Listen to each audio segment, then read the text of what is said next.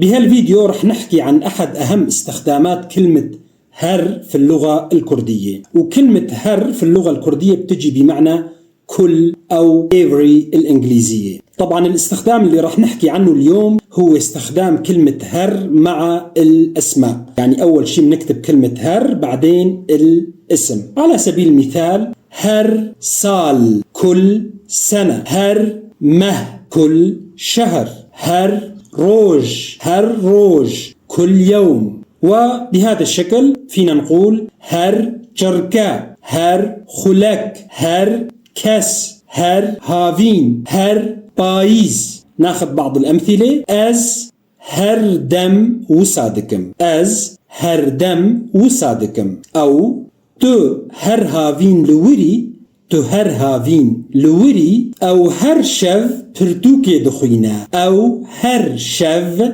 پرتوكي دخوينا. أم هر سال تين فر، أم هر سال تين فر.